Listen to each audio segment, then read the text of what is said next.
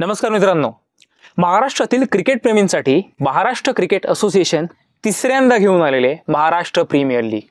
तर MPL संदर्भातच बोलण्यासाठी आपल्यासोबत जोडले गेलेले आहेत मराठी समालोचक निलेश नातू सर.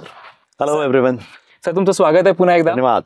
आणि सर, MPL बद्दल जाणून घ्यायचं खूप मस्त मोठा प्लॅटफॉर्म आहे. येस. MCAच्या प्रत्येक MCAच्या अखत्यारीत येणाऱ्या प्रदेशातील प्रत्येक मुलीसाठी राईट.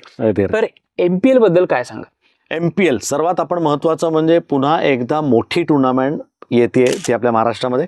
गहुंजेला सगळे सामना होणार आहेत, त्यामुळे वेळ असेल तर आवर्जून या. लाईव्ह मॅचेस पाहायची मजाच काही वेगळी असते आणि फ्री आहे सर्वांना. त्यामुळे पुन्हा एकदा असं काही नाही की बा बुकिंग करायचं काही करायचं नाही. मस्तपैकी MCAने सगळ्यांसाठी फ्री दिलेलं आहे, त्यामुळे आवर्जून या. आपण थोडं लक्ष देऊया 2025चे टॉप 5 बाईस काय आहेत. 5 आपल्याला आवडलेले किंवा महागडे असे खेळाडू बघूया. त्यामध्ये सर्वात पहिले तर रजनीश गुरबानी, 5,20,000ची बोली त्याच्यावरती लागली होती. आणि लावणी कोणी होती तर PBK पुनीत बालन, कोल्हापूर टस्कर्सनी खरं ती बोली लावली होती. मी होतो त्यावेळेस ऑप्शनच्या तिथे. 10 लाखाच्या जवळपास किटी बाकी होती PBJ कोल्हापूर टस्कर्सकडे. आणि 5-5.25 पर्यंत म्हणजे 5-10 पर्यंत आलं. असं वाटलं की अर्ध पैसे सगळे एकाच प्लेअरसाठी जातात, पण ते झालंही तसं, कारण खूप लोक मागे लागली होती. तिथे पुणेरी बाप्पा पण होतं. 3-4 रेस लागली होती आणि 5.2ला शेवटी मग तो आला रजनीश PBG कोल्हापूर टस्कर्सकडे. पण गुड बाय, एक बॉलर पाहिजे होता आणि तो त्यांनी घेतला. नंबर 2 वरती येते विवेक शेलार, 3.4, 3,40,000 त्याच्या नावावरती लागले. सातारा यंदाची नवीन टीम आहे. टीम जरी नवीन असली तरी कोच जे आहेत, थिंक टँक ज्याला आपण म्हणतो, ती सगळी मंडळी खेळलेली आहेत, त्यामुळे त्यांचा अभ्यास चांगला झाला होता. त्यामुळे विवेक शेलारवरती एक चांगले त्यांनी बोली लावली होती आणि तो त्यांच्याकडे झाला आहे. तो नंबर 2ला येतो. नंबर 3ला जी व्यक्ती आहे तर त्या व्यक्तीने बेसिकली मागच्याच वर्षी केलं होतं 100 ओपन. येतो पहिल्या बॉलपासनं मैदानावरती हजर असतो. महाराष्ट्र रणजी ट्रॉफी पण खेळलेला आहे. ज्या संघासाठी खेळला तिथे 100 केले होते, पण त्यांनी त्याला रिलीज केलं आहे आणि तो आता आला आहे पुणेरी बाप्पाच्या नशिबात. तो आहे मुर्तुजा ट्रंकवाला. 3,20,000ची बोली लावून पुणेरी बाप्पांनी त्यांच्याकडे मुर्तुजाला घेतलंय. आणि महत्त्वाची गोष्ट अशी आहे की ऋतुराज होता त्यांच्याकडे, पण ऋतुराज थोडासा इंजर्ड होता. IPL सुद्धा निम्म्यातनं सोडून आला होता. त्यानंतर ऋतुराजचं इंडिया A मध्ये देखील नाव लागलं. त्यामुळे असं जाणवत होतं की ऋतुराज कदाचित या MPLला अवेलेबल नसेल आणि त्याची जागा भरून काढण्याकरता एक चांगला batter, right hand opening batter पाहिजे होता. तो पुणेरी बाप्पाला आणि मुर्तुजा ते काम करेल असं मला वाटतंय. बिग शूज टू फिल, पण तो बऱ्यापैकी योगदान त्याचं देऊ शकेल. 3,20,000 त्याच्या नावावरती आहेत. त्यानंतर 4 नंबरला येतो तो हर्ष मुगवेरा. हे एक नवीन नाव आहे, म्हणजे रायगड रॉयल्सच्या थिंक टँकची मी सुद्धा चर्चा केली. म्हटलं अरे हे कुठनं आलं नाव, कारण हे नवीन नाव आहे, आपण अजून जास्त परिचित नाही होत या नावाला. त्याला 3 लाखाची बोली लावली होती आणि रायगडनी त्याला विकत घेतलेलं त्यांच्या संघामध्ये. ह्याच्याकडे बघायला मला यावर्षी आवडणार आहे. बघूया हर्ष काय करू शकतोय. रायगडचं वर्थ आहे काही बाय. शेवटचं नाव असणार आहे पवन शाह. पवन शहाच्या बाबतीत बोलायला गेलं तर पवन शहाचं महाराष्ट्रातलं पदार्पण जे झालं होतं रणजी ट्रॉफीचं अप्रतिम झालं होतं. डेब्यू मॅचला 100 करून बसला होता. आत्ता जी टुर्नामेंट झाली होती कॉर्पोरेट लीग MCAनेच भरवली होती, तिथेही त्याच्या नावावरती 100 आहेत. अप्रतिम बॅटिंग करतो. पहिल्या बॉलपासून नवीन बॉल चांगला खेळतो. थोडासा लेझी आहे स्टाईलमध्ये, पण आवडते मला त्याची स्टाईल. उभ्या उभ्या छगे देतो, लांब मारतो. मोठे शॉट्स त्याकडे आहेत. T20 म्हणजे खेळताना त्यांनी त्याचा क्लास दाखवून दिला आहे. तो थोडासा मोठ्या ओव्हर्स म्हणजे 50 ओव्हर्स आणि 4 दिवसाच्या टुर्नामेंटमध्ये दाखवून दिला आहे. पण he can adapt T20 very well, हे देखील त्यांनी दाखवलेलं आहे. त्यामुळे 5 नंबरवरती तो लागतोय. तर हे आहेत सगळे. त्यामध्ये एखाद दुसरा बॉलर आहे, एक ऑलराऊंडर आहे आणि बाकी बॅटर्स आहे. त्यामुळे बॅटरचं किती महत्त्वाचं स्थान आहे हे T20 मध्ये कळतं. नक्कीच. पण सर, याच्यापैकी सर्वात सरप्राइझिंग बाय कोणता होता? महत्त्वाचा प्रश्न आहे. मला तर हर्षचा वाटतंय. ज्यावेळेस रायगड रॉयल्सकडे तो गेलाय, थिंक टँकनी खूप काम केलंय. नाव नवीन आहे आणि त्यामुळे हर्षला 3 लाखाची बोली होती, ती थोडीशी माझ्याकरता सरप्राइझिंग होती. बघूया, लक्ष ठेवूयात आपण हर्षवरती काय करतोय यंदाच्या वर्षी हर्ष. नक्कीच लक्ष ठेवूया हर्षवरती आणि MPL वरती. आता आपण जाऊया MPLच्या पहिल्या संघाबद्दल बोलायला, जे की आहे रत्नागिरी जेट्स. सर, 2 सीझन झालेत. अजिंक्य संघ आहे हा खरं तर, राईट. दोन्ही वेळा रत्नागिरी जेट्सनेच विजेतेपद मिळवलेलं आहे. अगदी खरंय. दोन कॉम्बिनेशन आहे आणि कशा प्रकारे तुम्हाला वाटतंय या वर्षी अप्रतिम टीम आहे. टीमच्या अगोदर विषय बोलायच्या अगोदर थोडंसं ओनर विषयी बोलायला पाहिजे. दोन भावंड आहेत, राजेश आणि राकेश नवानी ब्रदर्स तिथे आहेत आणि अप्रतिम कामगिरी करतायत. त्यांच्या कंपनीबद्दल थोडंसं आपण बोलूया. जेट सिंथेसिस यांच्या कंपनीचं नाव आहे. तर ते करतात काय, तर ते गेम शो म्हणजे गेम बनवतात. तुम्ही जे मोबाईलवरती गेम खेळतात ते बनवतात. मोठी कंपनी आहे, सॉफ्टवेअरची कंपनी आहे आणि त्यांनी नवीन एक प्रथा चालू केली, म्हणजे आहे तशी जुनीच पण आता ती नावारूपाला आली आहे. आपल्या स्टेडियममध्ये, बालेवाडीच्या स्टेडियममध्ये ते स्पर्धा घेतात ह्या सगळ्या व्हिडिओ गेम्सची आणि तिथे त्यांनी मोठं कामगिरी केलेली आहे आणि तिथे दंगा होतोय. पण ही टीम जर पाहायला गेलं ना, सिस्टमॅटिक आहे. CEO आहे, बॅटिंग कोच आहे, बॉलिंग कोच आहे, स्ट्रेंथनिंग करणारी कोच आहेत. त्यामुळे नावं पण चांगली त्यांच्याकडे आहेत आणि त्याप्रमाणेच त्यांचं त्याच्यावरती काम चालू असतं आणि म्हणून प्रोफेशनल आहेत आणि वर्षभर खेळतात. सर्वात महत्त्वाचं म्हणजे हाच स्क्वॉड जो आहे त्यांचं 13, 16, 23 सगळ्याच्या टीम आहेत. ओपन इन्व्हिटेशनला पण टीम देतात आणि हे सातत्याने क्रिकेट वर्षभर एकच साथ खेळतात म्हणून टीम म्हणून चांगले आहेत. नक्कीच सर, टीम म्हणून उत्कृष्ट आहेतच, पण आता 2 वेळा अजिंक्य राहिलेला कर्णधार आहे. पुन्हा एकदा कर्णधार पदाची धुरा त्याच्याकडेच येईल का? अझीम काझी 2 वर्ष कॅप्टन आहे. मागच्या वर्षी थोडंसं त्याच्या बॅटनी साथ दिली नाही, थोडंसं रन्स कमी झाले होते, पण अझीमला त्याचा फरक पडला नाही. एक इनिंग त्यांनी केली होती, चांगली खेळली होती आणि तिथनंच ती डिसायडर होती, त्यामुळेच ते लोक फायनलमध्ये आले होते. त्यामुळे अझीमकडे तसं पाहायला गेलं तर बॅटिंग नाही झालं तरी बाकीच्या चांगल्या गोष्टी आहेत. बॉलिंग पण करतो, स्वतः कधी करायची त्याला चांगलं माहिती असतं. फील्ड प्लेसमेंटवरती त्याचं बारीक लक्ष असतं. ज्याचे आर्म चांगले आहेत त्यांना बाहेर लांब ठेवतो, जे फास्ट आहेत त्यांना 30 यार्डमध्ये ठेवतो. तर अझीमकडेच कॅप्टनशिप जावी असं मला वाटतंय. नक्कीच. आपण रत्नागिरी जेट्सचा स्क्वॉड पाहिला तर सत्यजित बचाव गेल्या वर्षीचा पर्पल कॅप होल्डर आहे. गेल्या वर्षीच रत्नागिरीने त्याला घेतलं होतं आणि पैसा वसूल परफॉर्मन्स होता. अगदीच खरं होतं, पैसा वसूल परफॉर्मन्स होता. सत्यजित बच्चाबद्दल मी नेहमी बोलत आलेलो आहे, शोमध्ये आपण बोलतोय चर्चा. रवींद्र जडेजा बद्दल आपण बोलतो, कधी बॉलिंगला येतो पहिला बॉल टाकतो.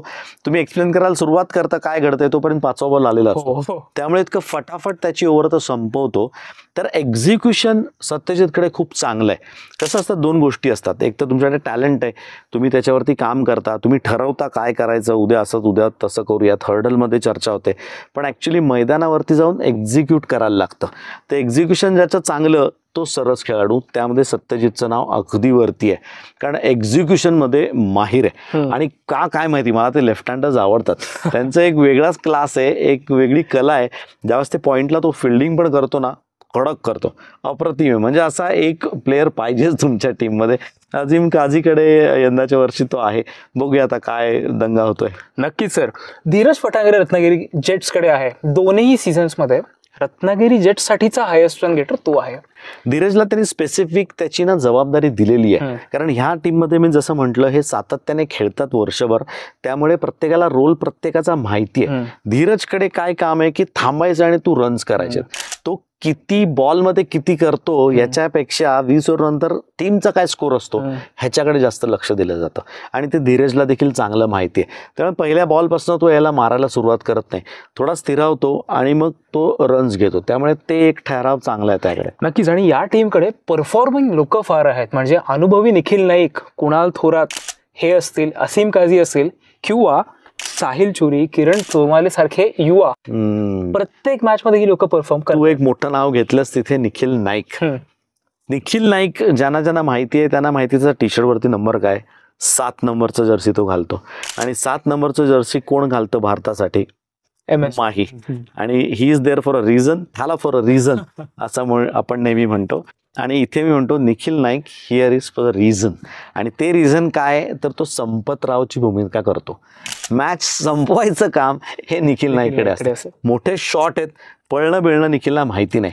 बॉल आला की लांब मारायचा, बाहेर मारायचा आणि मॅच संपवायची, हेच आहे. पण तेवढाच तो अजयला हे किपिंग करताना त्याच्यात ग्लोव्ज आल्यानंतर काय ते वेगळं संचारतं त्याच्या अंगामध्ये. आणि स्टंपच्या पाठी पण तो तेवढाच फास्ट आहे.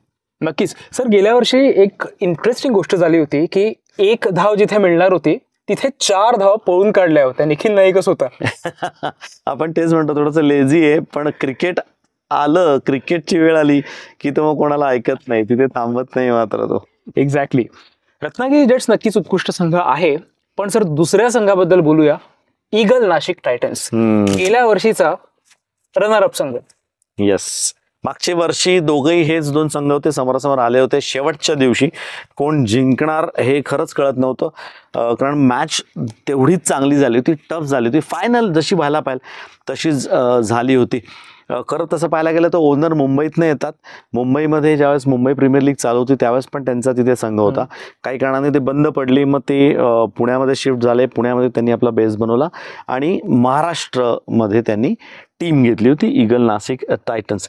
हितेश सोळंकी म्हणून त्या टीम ओनरचं नाव आहे. त्यांचा मुलगाच या खरं टीमचा एक भाग आहे आणि कॅप्टन देखील आहे. पण त्यांचं क्लिअरली म्हणणं आहे, माझा पोरगा कॅप्टन आहे म्हणून सगळं तोच करेल, तो डिसाईड करेल असं नाही आहे. पहिल्या वर्षी नव्हता, मागच्या वर्षी कॅप्टनशिप त्याकडे आली होती आणि कॅप्टनशिप आल्यानंतर फायनलपर्यंत ही टीम त्यांनी नेली आहे. हे पण आपण तेवढं जाणून घेतलं पाहिजे. म्हणजे माझी बॅट माझी बॅटिंग असा प्रकार इथे नाही आहे. त्यांनी तेवढी मेहनत पण केलेली आहे. लेग स्पिन टाकतो, T20साठी अप्रतिम लेग स्पिनर आहे तो, कारण इथे फ्लॅट ट्रॅजेक्टरीची बॉलिंगची गरज असते, त्यामुळे खाली ठेवतो आणि फील्ड प्लेसमेंट खूप चांगले त्याचे. म्हणजे कॅप्टनचं काम काय असतं की बॅटर समोर आहे ना, तो कुठे रन्स करतोय त्या पर्टिक्युलर डेला. तुम्ही एखादा असेल की बैठक चांगली मारतोय पण तसं विकेट नसेल तर त्याची बैठक मारणार नाही, तो कव्हर्समध्ये खेळेल. तर त्या क्षणाला तो बॅटर कुठे खेळतोय ते तुम्ही पटकन 2-3 बॉलमध्ये तुम्हाला कळलं पाहिजे. हे तुम्हाला तुमच्या कीपरकडनं साथ होते. कीपर सांगतो की नाही आज याचे पाय इकडे चांगले चालतात किंवा आज पायामध्ये लेग इन लेग आहे सापडलं आपल्याला, तर हे तुमची चर्चा करून तुम्ही त्या पद्धतीने फिल्डिंग लावली पाहिजे. ते इकडे सोळंकी साहेब चांगलं करतात, त्यामुळे तो कॅप्टन म्हणून चांगला आहे. नक्कीच नक्कीच. आणि ज्या प्रकारे त्याची एनर्जी ऑन द फील्ड असते, एखादी विकेट गेल्याच्या नंतर तो कुठून पळून कुठेपर्यंत येतो हेही बघण्यासारखं असतं. अगदी खरं आहे. त्यामुळे ते एनर्जी असते कायम त्याची. आणि शेवटी असं आहे ना, माझी टीम आहे, बरोबर, त्यामुळे तो माझेपणा तिथे त्याला येतोच, तो पण फरक पडतो त्यामुळे. डेफिनेटली. सर आता तुम्ही बोललात प्रशांत सोलंकी आहेच, त्याच्या व्यतिरिक्त आयकॉन प्लेअर मुकेश चौधरी, अप्रतिम लेफ्ट आर्म सीमर आहे सर्वप्रथम. पण गेल्या वर्षीच्या MPL फायनलमध्ये एक क्विक फायर अर्धशतक केलं होतं. यावर्षी मुकेशची बॅट तळपेल असं वाटतंय का? तुझ्या प्रश्नातच उत्तर आहे. मुकेश चौधरी खरं पेस बॉलर आहे, तूच म्हणालास, आणि यावेळेस मुकेशची बॅट तळपेल का? म्हणजे मुकेश स्वतःला आता बॅटिंग ऑलराऊंडर समजायला लागला की बॉलिंग ऑलराऊंडर त्यांनी समजावं, हा मोठा प्रश्न आहे. पण मुकेशला बॅटिंग आवडते आणि त्याकडे बॅटिंग आहे. असं नाही की उगाच तो भिरकवत बसतो, कत्त्या कुत्त्यात रन्स करतो. बॅटला बरोबर बॉल लागतो त्याचा, आणि गरज असताना त्यांनी संघासाठी रन्स केलेत. म्हणजे जिथे 5-6 विकेट पडल्यानंतर मुकेश नेऊन 50 पण केलाय. त्यामुळेच त्यांची टीम आज इथे फायनलपर्यंत पोहोचली होती मागच्या वर्षी. पण त्याला बॅटिंग आवडते स्वतःला, हे महत्त्वाचं आहे. आणि दिवस असतो, एखाद दिवशी बॉलिंग नाही चांगली पडली तो ते भरून काढू शकतो. बॅटिंग आहे, बॅटिंग नाही फिल्डिंग करू शकतो. त्यामुळे गुड ऑलराऊंडर टू हॅव, आणि आयकॉन प्लेअर आहे त्यांचा, त्यामुळे त्यावरती जबाबदारी पण वेगळी आहे. नक्कीच. युवांबद्दल बोलायचं झालं, साहिल पारख, 17 वर्षांचा साहिल पारख आहे, अर्शिन कुलकर्णी जो आता IPL खेळलेला आहे, ही लोक आहेत. या युवांचा किती मोठा रोल राहील ईगल नाशिक टायटन्समध्ये? मागच्या वर्षी साहिल परखला मी खूप जवळनं पाहिलं. साहिलकडे क्रिकेटिंग सेन्स थोडासा जास्त आहे. तू म्हटलास अगदी लहान आहे तो, नो डाऊट, पण या वयामध्ये क्रिकेटिंग मॅच्युरिटी ज्याला म्हणतात ना, ती त्याच्याकडे जास्त आहे. त्याचाच फायदा त्याला होतो. आणि अर्शिन पहिल्या बॉलपासून मैदानामध्ये असतो, त्यामुळे अर्शिनला त्याचे शॉट सिलेक्शन थोडंसं जर म्हटलं तर सुरुवातीला खूप चांगले असतात, पण जशी टुर्नामेंट संपत येते तिथे थोडासा तिथे त्याला ना सपोर्ट द्यायची गरज असते.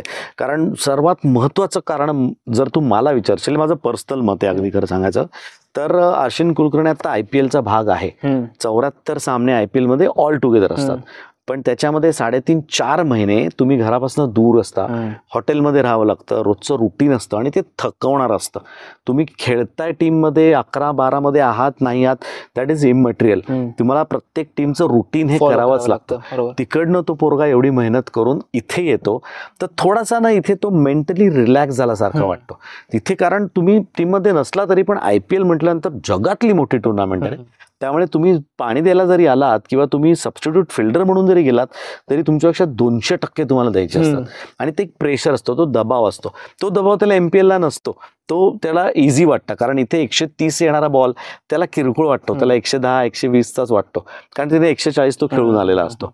तर ते थोडंसं त्याला मॅनेज थोडं जर करतो तर खूप फरक पडेल. आणि आरशी नाला म्हटलं तर 200 तर लिहून टाकू शकतो आपण. नक्कीच नक्कीच सर. अजून एक नाव मला घ्यायचंय, अथर्व काळे. हेलिकॉप्टर शॉट आपण MS धोनीकडनं पाहिलंय, अथर्व काळेकडूनही पाहिलेलं आहे. अगदी खरं आहे. अथर्व काळे देखील हे एक मोठं नाव आहे, बॅटिंगसाठी चांगलं नाव आहे. आणि महत्त्वाची गोष्ट म्हणजे जसं तू हेलिकॉप्टर बोललास, पुण्याला आपल्याला मिड विकेट आणि कव्हरची बाउंड्री तसं पाहायला गेलं तर ती दूर पण असते, पण तिथे सुद्धा तो क्लिअर करू शकतो. त्यामुळे त्याकडे तो शॉट चांगला आहे, त्याचं टायमिंग चांगलं आहे त्या शॉटमधलं, त्यामुळे त्याचे पण रन्स होतील असं वाटतंय. नक्कीच सर. आता मला सांगा, पहिला सामना या दोन संघांमध्ये कोण जिंकेल? कोण जिंकेल तर क्रिकेट जिंकेल असं माझं म्हणणं आहे. तुम्हालाही कळेल कोण जिंकणार आहे. 4 तारखेला एक 10-10:30 वाजेपर्यंत तुम्हाला कळेलच. 4 तारखेला पहिली मॅच आहे. आवर्जून या मैदानात, या स्टेडियमवरती, गहुंजे MCA स्टेडियमवरती या, तिथे पहा. नाही तर लाईव्ह तर तुम्हाला आम्ही हे सामने तुमच्याकरता घेऊन येतोच आहोत, पण मैदानात येऊन पाहाल तर जास्त मजा येईल. नक्कीच तुमची कॉमेंट्री आम्हाला ऐकायला मिळणार आहे. हो अगदी आहे. मी यावर्षी आहे हिंदी आणि इंग्लिश, हिंदी कॉमेंट्री मी यावर्षी करतोय. तेही आवर्जून पहा आणि लाईव्ह सामने देखील पहा. नक्कीच 4 तारीख लक्षात ठेवा.